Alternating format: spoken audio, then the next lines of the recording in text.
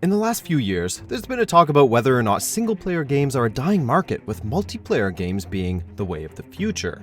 And while it's easy to point at Sony and Nintendo's exclusive lineups to counter this point, the thing is, it's an oversimplified look at how to approach the current gaming industry, and a distraction to a bigger issue of what lies ahead. Before we begin, we publish new content all week long, so be sure to subscribe and ring the bell to get notified about our latest videos.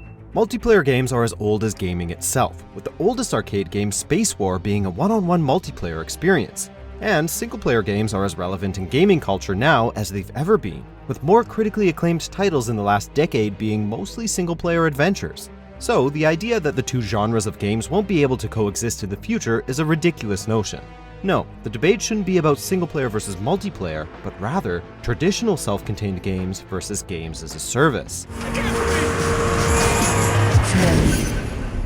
Games as a service, or live service games, are an evolution of the form of free-to-play games that have been present in mobile gaming for the last few years.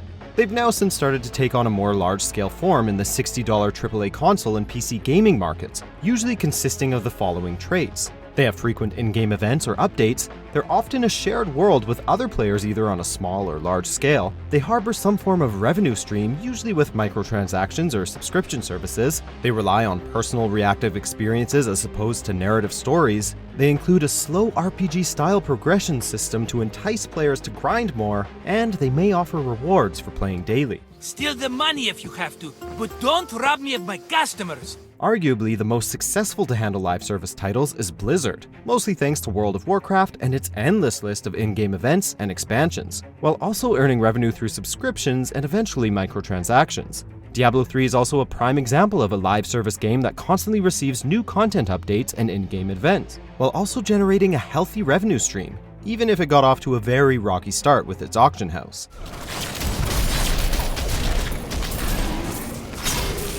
Nintendo also had a successful live service title under their belt with Splatoon 2, thanks to its frequent content updates that have been mostly free, with the only paid content being for major expansions. I say had because Nintendo's recent online subscription service may have put a damper on its player base if initial negative feedback is anything to go by, though we'll have to wait and see those effects in the long run.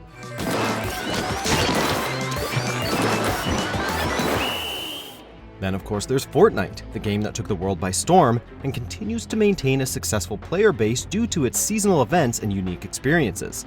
And really, is there anything that can be said about this game that hasn't already? However, while there may have been a few success stories, there are sadly far more middling or failing stories to counteract this. Let's start with the obvious punching bag, EA. The number of games they've been releasing on a yearly basis has slowly been declining, yet their market value has been increasing, with June 2018 being their highest trading price on the Nasdaq. That's because the games they are releasing have lucrative ways to keep players coming back and spending money. So it's easy to see why EA has this single player is dead mindset when they're bringing in all that moolah.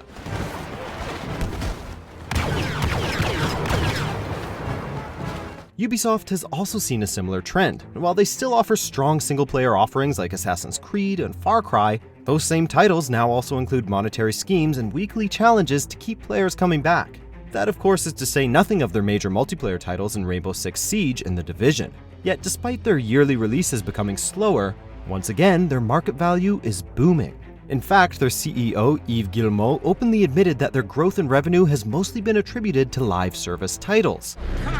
Examples will be made! Same goes with Activision. In 2017, they only released 3 new titles: Destiny 2, Crash Bandicoot and Sane Trilogy, and Call of Duty World War II, and only 2 this year in the Spyro Reignited Trilogy and Black Ops 4. But you guessed it, their stock is going up. Yeah, you get the idea. So while investors may be swimming in pools of cash and living it up, gamers are getting the short end of the stick. After all, less titles means less variety, and the titles that do remain have suffered a blow in terms of quality, and/or are pushing for more lucrative ways of getting players to drop more real-world money. Destiny, for example, has had a very rocky history with its player base, with features being taken away from players and locked behind expansion paywalls, or progression systems being rebalanced to accommodate the real money-driven Eververse, something players have been really vocal about. The Division has been frequently marred by technical issues and constant cheating. And then there's EA. Oh boy, did EA land themselves in hot water with their loot box fiasco last year in Star Wars Battlefront 2. Tried to make them afraid, we only made them angry.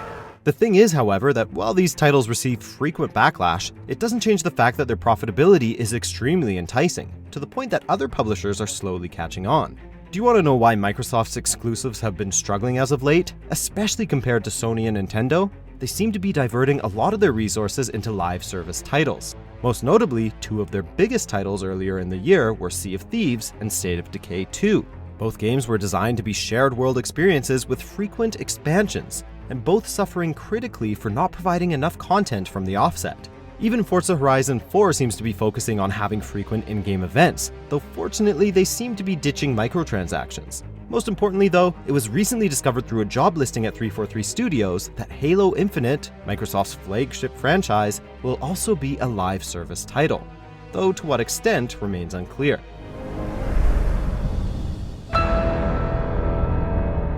We can go on, but that seems to be the overall direction that a lot of AAA publishers seem to be taking, making far less games that are designed to keep players coming back for more, while also finding ways to nickel and dime them. But of course, this leads up to the dilemma. If everyone has their own live service game, when exactly will you have time to play them all in order to get a valued experience?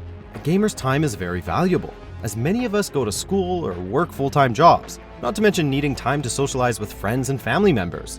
Let's also not forget that if not enough players are around to support your favorite titles, it'll eventually lead to the games being shut down forever, since maintaining server costs isn't cheap. Meaning that all that time you spent building your favorite character, gone. Where were they when we begged for their help? That's the potential looming scenario that faces gamers everywhere. Less and less titles that are waning in quality that at the same time require intense time sinks and are seemingly built around methods of requiring players to spend more money. It's an unsustainable model and it can't last forever if everyone starts doing it all at once, especially with government agencies only now slowly catching up to regulate in-game purchases and games with gambling elements.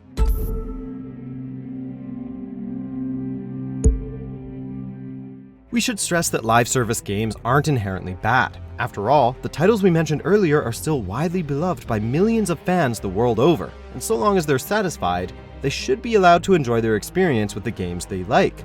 Hell, if live service titles are done exceptionally well, they should be allowed to enjoy their success. But again, we stress, having too many live service titles can be bad for gamers, and bad business especially if they fail to catch a sufficient and constant audience. Yet sadly, for all the talk you find about loot boxes and microtransactions across the gaming landscape, live services isn't something that comes up very often, despite the signs of what's to come, especially if these charts like the ones seen in Ubisoft's quarterly reports continue to grow the way they are.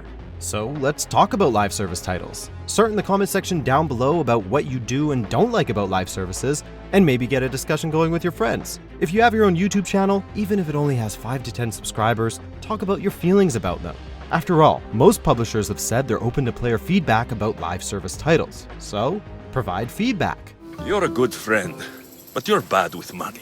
Check out these other great clips from Mojo Plays, and be sure to subscribe and ring the bell to be notified about our latest videos.